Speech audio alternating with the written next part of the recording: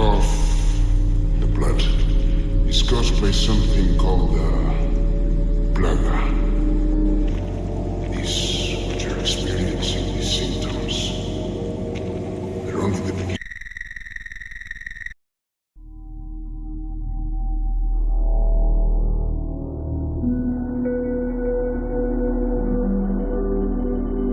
The anatomy of these creatures, if you can call them that, may be the most mysterious. The Plaga has completely overtaken a hunk of iron armor, and some way, somehow, it knows how to identify enemies and attack using swords, albeit in a toddlerish way.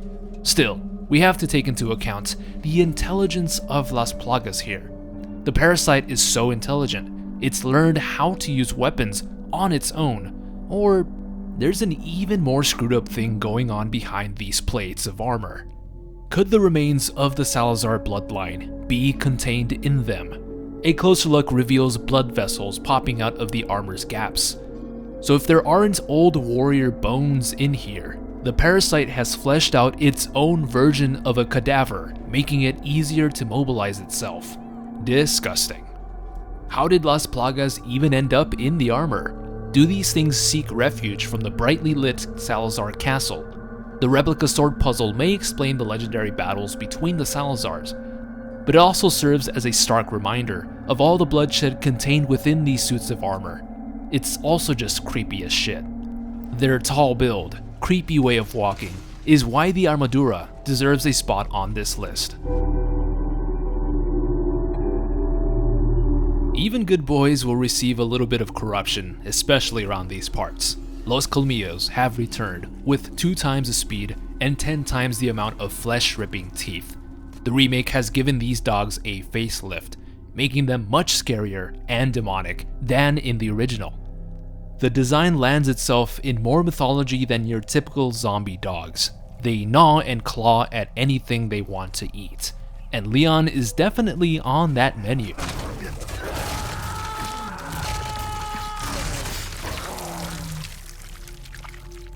Many players note the garden maze as one of the scariest locations in the game, and it's all thanks to the various jump scares provided by Los Colmillos. These are naturally gifted predators that just so happen to be always hungry.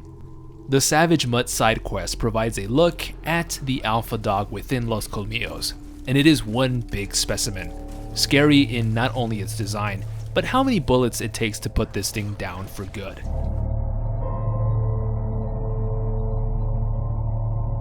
The original B. Torres Mendez was a thing of absolute nightmares. The ambient soundtrack in that boss fight, the closeness to himself and Leon, his face, was so off-putting. It scored him within the top 5 in one of my previous lists.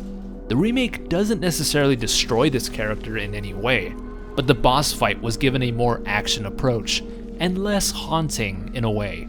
The design itself will always be terrifying, and The Thing-esque, but his constant smack talk makes this encounter less jarring. You feel like you're fighting a deranged sociopathic tentacle spine dude, and in the original, you genuinely felt seconds away from being torn apart by a monster.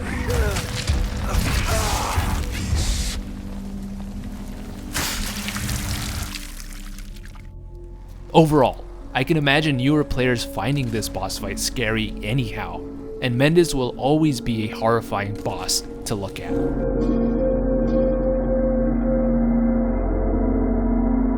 Los Ganados have tremendously improved in the scare section, more than just their brutality of ripping apart hitchhikers and, well, rabbits.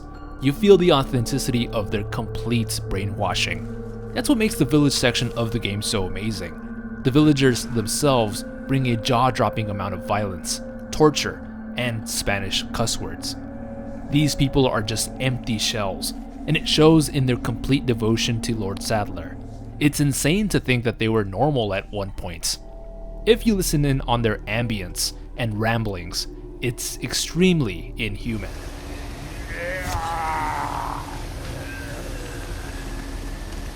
That noise, like a corrupted pirate in a Disney cartoon, is the stuff of nightmares. The villagers' faces, are so demonic now, as in effortlessly demonic, it makes my skin crawl.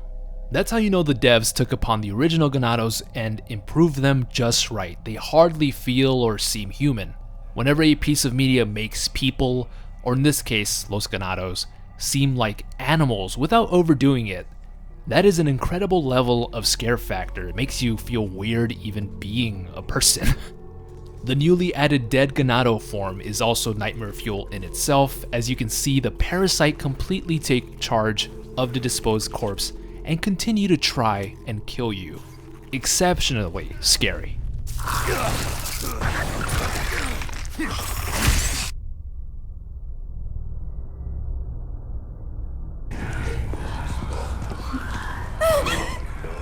What are they? Shh. Keep your voice down. No, Ashley, that is the correct reaction to seeing one of these supposed humans. I want you guys to actually imagine seeing one of these cultists in real life. Painted on skin, hairless, robed attire, as they mutter death over and over again. That is Shat material. These cultists are even more submissive than the villagers, which makes them more dangerous to a fault. They willfully submit their bodies and souls to the holy body, and you'll see various examples of that. One example is a self-inflicted massacre of cultist mutation, where various corpses can be seen in their final attempts to please Sadler. The goat-headed cultist has been upgraded with Plaga burst powers, where it turns nearly every Illuminato into a one-hit decapitation monstrosity. Cultists, while clearly underpowered in the weapons department, are scary in terms of their devotion to the cult itself. Even then, there will be some stragglers.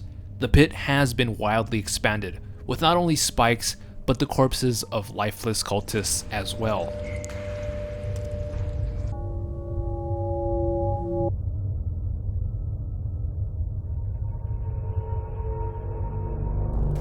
I've already stated how the villagers have upgraded demonic looking faces, and thankfully, the Bella sisters are covered in bandages. Unfortunately, that's not enough. These twins are hell-bent in chopping you up piece by piece, with no remorse. There's no smooth talking your way out of this one, as the sisters hardly mutter any recognizable words. They just scream and shriek as they swing their chainsaws.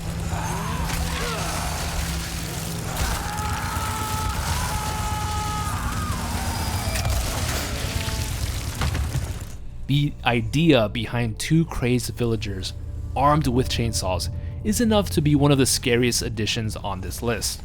But let's take a closer look at their design in the remake. Behind those bandages, you can clearly see that their skin is, well, not looking so good. Why have they grown completely pale to the point of having zero color on their faces? I guess that explains the bandages. And if they've suffered some kind of head injury, why give them chainsaws? It's an insane thought, yes, but we're looking at the cream of the crop in horrifying village designs. The first look at the remake's Verdugos are a combination of horror and mystery. Their bodies seem much more elongated and disturbing, completely surpassing the uncanny valley of, well, what we thought a Verdugo was supposed to look like.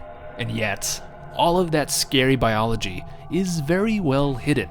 That is, until Leon starts to piss this thing off.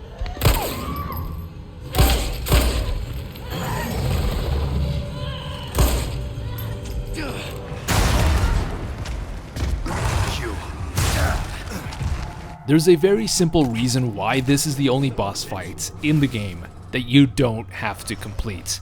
In fact, the game kind of implores you to escape. Los Verdugos are the deadliest of predators, easily killing everything in its way, making it a very loyal henchman to Los Illuminados. The remake's version of events, however, further explores this monstrosity's upbringing. Not far from the boss fight itself, you'll find a cultist strapped onto a surgical table, ripe and ready for Plaga infestation. A note near this horrible scene indicates that the Verdugos were, yes, formerly humans who'd served Ramon Salazar's will to no end. These test subjects gladly exchanged their souls in order to become executioners. They grew into 8 feet tall, half reptile, half insect, killing machines. That's already scary, but the mechanics themselves are enough to creep up on you. The Verdugo will randomly strike you from above, tearing a large gash into your health bar.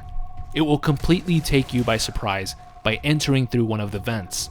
Basically, you are the Verdugo's little plaything. The game makes that obvious enough. The question is, can you survive?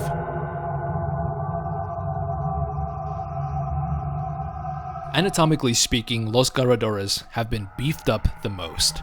They just seem bigger, more vicious, lurking, and believe it or not, more intelligent. What's the easiest way to make El Garador look even scarier? You show off his gorgeous smile.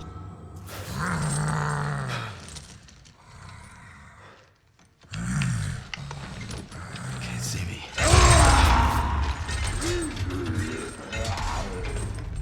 I know not a lot of you guys want to do this, but looking closely into those pearly whites, you can see a whole lot of drool and maybe even the rust from all of its head armor, or dried up blood.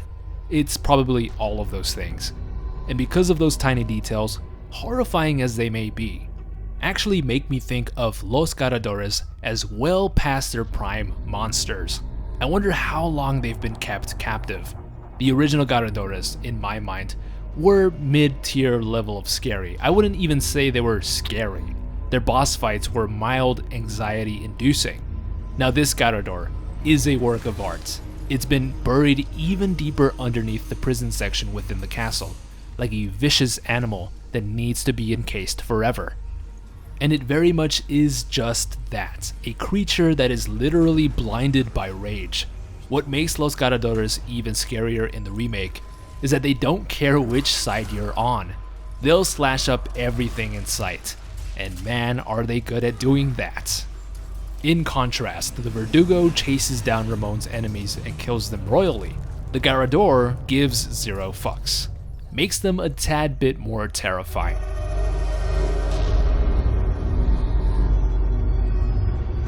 Let's take some inventory. What was the most horrifying thing about the original Chainsaw Dude? Getting your head lopped off, of course. What's the scariest thing about the new Dr. Salvador? Simply looking at him. Even though his eyes barely poke through that sack. They have a murderous yellow glow. Even blood drips from his eye sockets. Seriously, what the hell kind of diet is this Chainsaw Dude on nowadays? And why'd they make him so much spookier in the remake? Your guess is as good as mine. And I think we were all taken aback when we first saw this fresh design. It was terrifying to look at now, and it will be forever terrifying. No thanks, bro.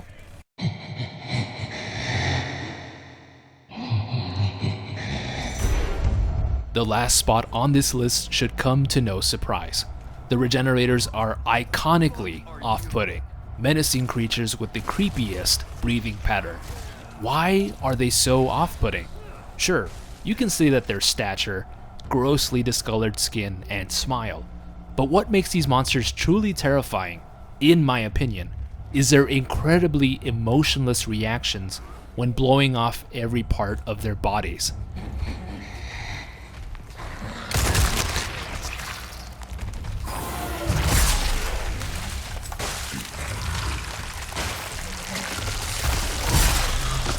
There is a deafening silence once you think you've hurt this thing, which is really all you want to do to it. That's how you know that the Regenerators are built extremely differently. When things get quiet, that's when you know they're up to something. They'll intelligently cover up their weak spots by flopping onto the ground and acting out their best impression of an ugly-ass snake. And the game does an amazing job of placing these hideous things in the most impossible to skip sections of the game, including their final appearance in the island, carefully hidden within an army of hanging bags. Look at this thing. It so desperately wants to get out. It knows you're there, but it doesn't want to alert you at the same time. That, my friends, is a scary amount of deviousness. And as we all know, it doesn't stop there. What the fuck? Die, you stubborn son of a bitch. Iron Maidens, just like Regenerators, are the cream of the crop of terror found in this game. It's that one enemy you just can't forget about. Although I will say the Regenerators' new upgraded physics are definitely something you'd want to forget about. Like, this is too gross. Their entire package is gross, really, making it easily the scariest enemy in the entire game. I hope they all died in that explosion, but you never know.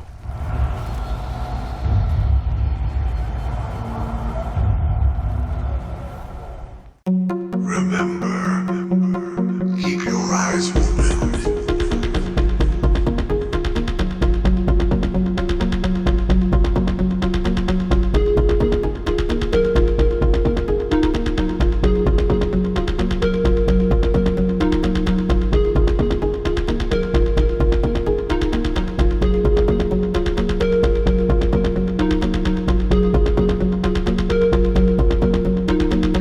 Well, thank you so much for checking out this video. I hope you enjoyed it. Let me know your top 5 scariest monsters in Resident Evil 4.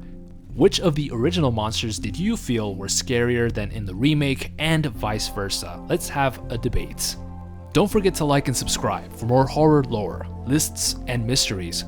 Have an awesome rest of your day, and as always, stay single.